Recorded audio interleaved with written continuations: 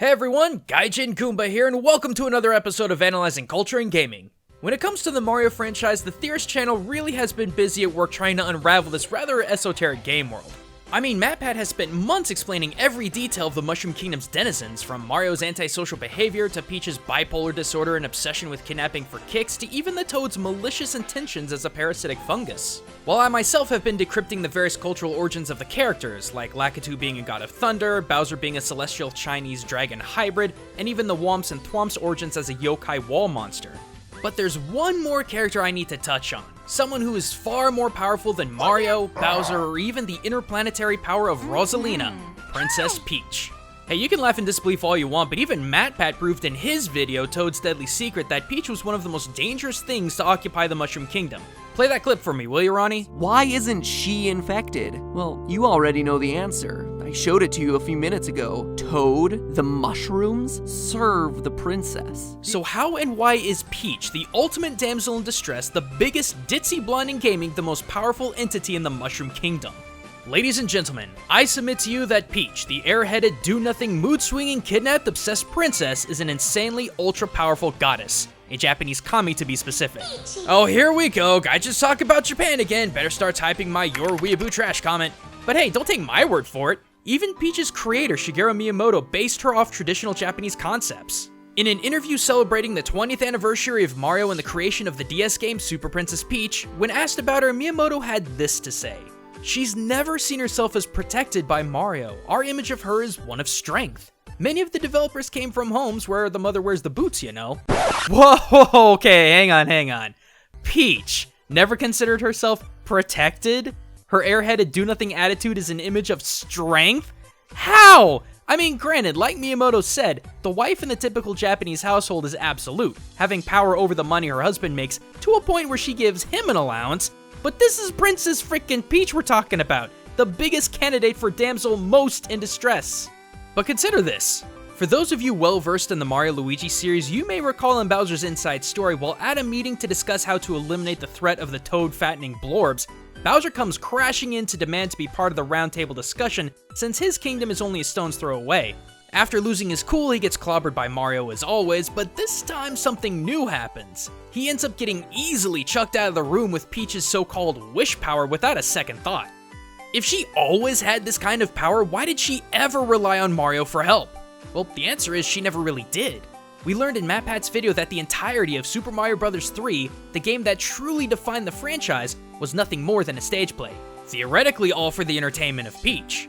Miyamoto himself confirmed in the Nintendo UK special Mario Myths with Mr. Miyamoto that Super Mario Bros. 3 was in fact a stage play.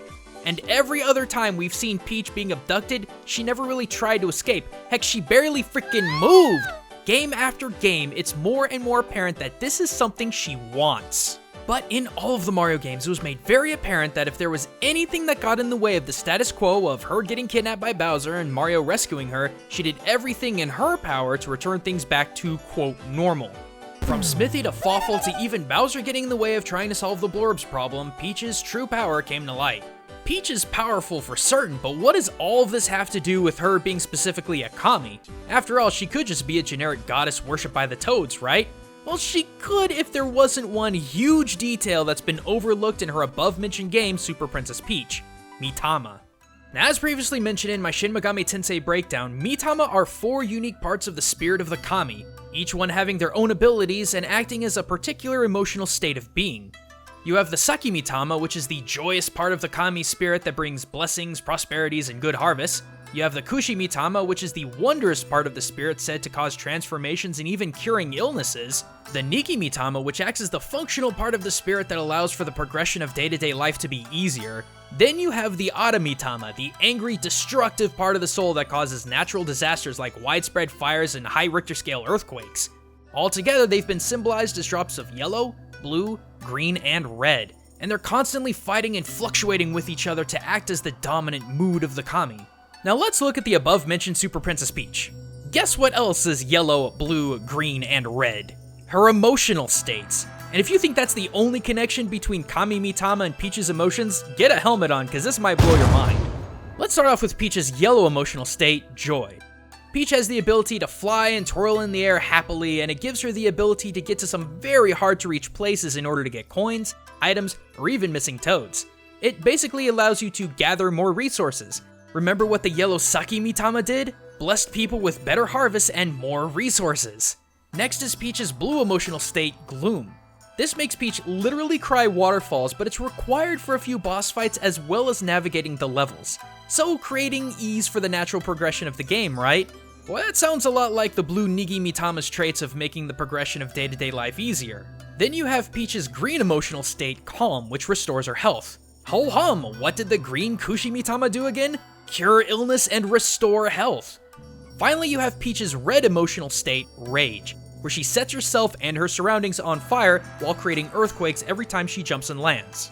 And what did the red Adamitama do again? Oh, that's right, the exact same thing! It's the angry aspect of the kami that creates natural disasters like earthquakes and fires.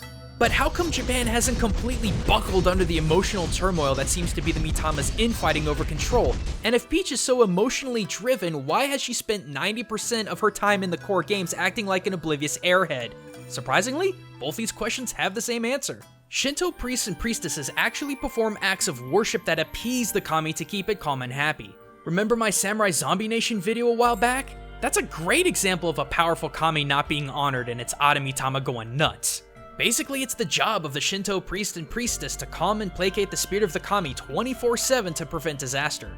And this is why Peach is presented as such an airhead.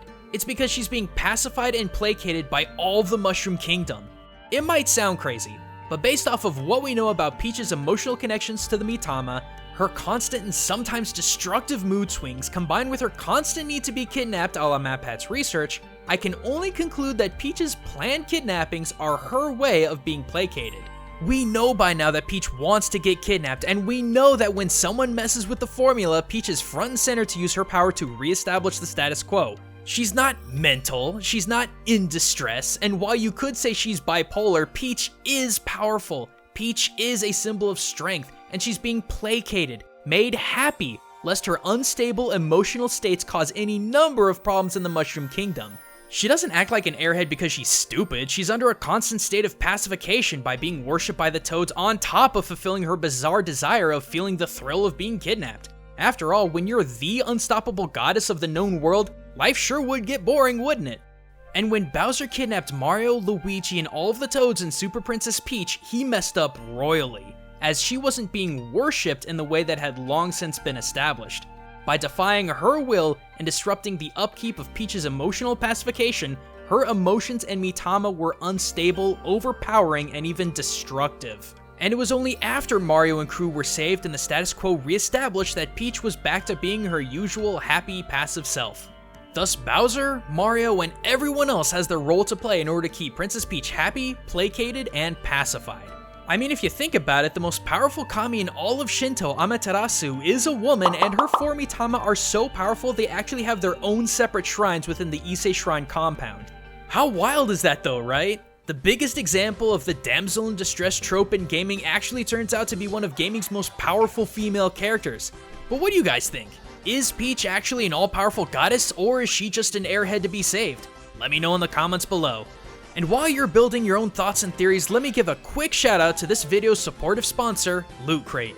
These guys have been long-time supporters of my content, and by supporting them, you're also supporting my ability to create videos exactly the way I want to.